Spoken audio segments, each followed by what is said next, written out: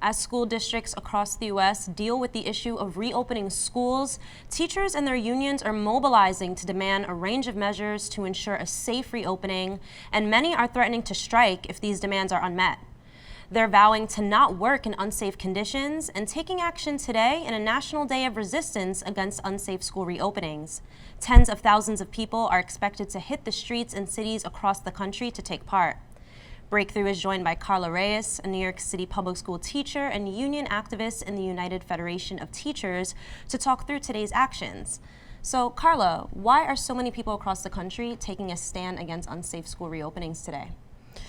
Today is a really, really big day across the country. There's so many different unions standing up to demand a safe reopening, and I'd rather frame it in the positive way, honestly, because no one's against going back to work necessarily.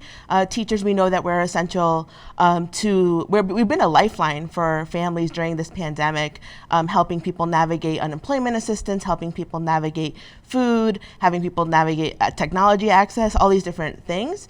And right now, we're being put to hold the burden of this economic crisis that's happening, this global health crisis. There's a big contradiction between the fact that schools are the ones that are having their budgets being cut, and at the same time, we have to go back to reopen the economy. And in order for that to happen, we need a lot more money. We need money for PPE. We need more staff members. If you're going to break up classrooms with 30 students in it into 9 to 12, you need 3 different teachers for that. And that's just not something that exists in the infrastructure, not only of New York City, but across the country. So teachers are really rising up right now, and the unions are at the forefront to protect and demand relief for families, for parents, for students, for teachers, for workers across the board. We're really defending our communities and at the forefront of this right now. So that's why we're all out there, because the burden should not be on us to solve this. It's really the government that has been doing an inadequate job, completely inadequate, at responding to this crisis for the last 4 months, and now is thrusting the entire burden of this crisis, go figure it out, on schools and teachers. And we're not going to stand for it. We're going to be out there defending our communities. Now, one of the first schools to reopen, one of the first in the entire country, Greenfield Central Junior High School in Indiana, within the first day of classes last Thursday, they found out that a student tested positive for the virus, and they were forced to quarantine that student and, of course, all the students, school workers that were in contact with that student. So should we see this as an exception? And what do you think that teachers, parents, students, and families need most in order for schools to reopen safely? I'm really glad you brought up that example in Indiana, because the same thing happened in Georgia. There was a summer camp open, and hundreds of camp counselors and students got infected with the virus, and then that means it's like threefold, because then it goes to their families, and then whoever they're in contact with. It becomes hundreds of people, these clusters that get infected.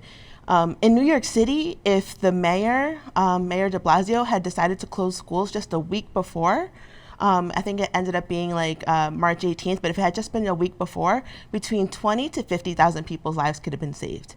And I think that example of Indiana really highlights that you can't take this too lightly or too seriously without enough preventative measures, and that they should not be haphazardly done at all, because the people who are going to be affected are the working class families, the Black and brown families who have already been disproportionately impacted by this virus, and the economic consequences of it too. I was reading this article that said that essential workers in New York, 75% of them are Black and brown.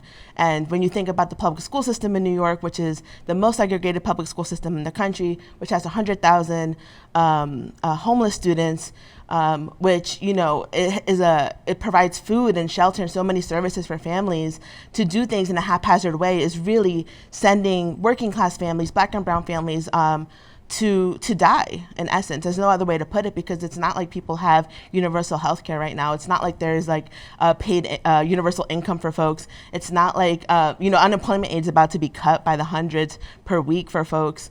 There's no stimulus checks, not if you're undocumented. There's all these different attacks on people. So I think that example in Indiana just shows what's going to happen across the country if they continue opening in this haphazard way.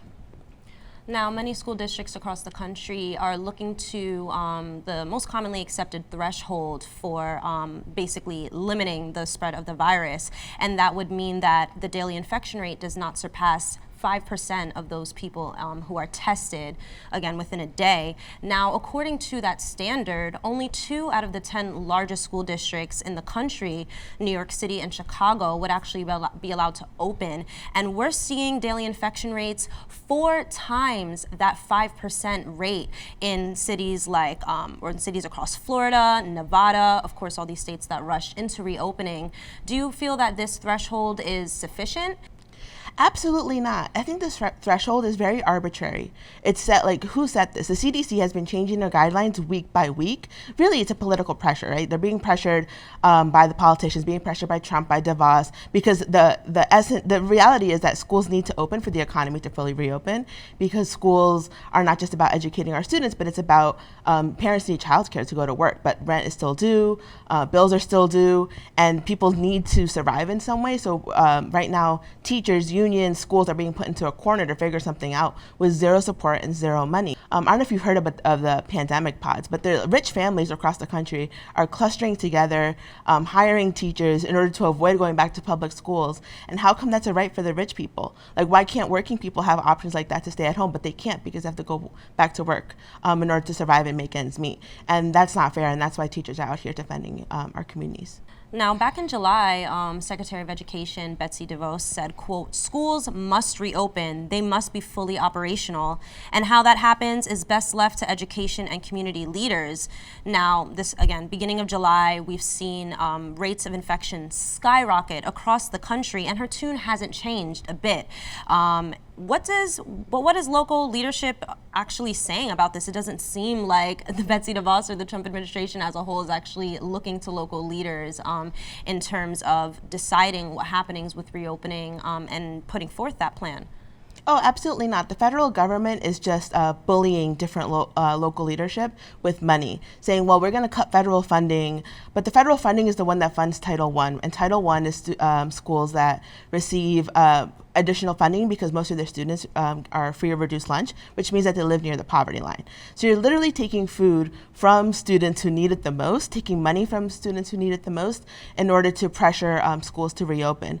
And local leadership isn't being supported at all in making these decisions. Everything is like, well, figure it out, figure it out, figure it out. Like, figure out the technology, figure out the internet, figure out this, figure out that. And one of the main demands that the Day of Action is making today is that we need more money in order to make any safe reopening occur. There's a complete disconnect between what the Trump administration is saying needs to happen for schools and what's happening at the local level. Boeing got $17 billion from that first federal stimulus package, and K-12 education got $13.5 billion. So a corporation got more money to get bailed out just from the March stimulus package than did schools. So we can't expect anything from the federal government to stand up for us, for our communities at all. The second largest teachers union in the country, the American Federation of Teachers, announced last week that it would authorize 1.7 million of its workers to go on strike if necessary. Do you think it'll really come to that?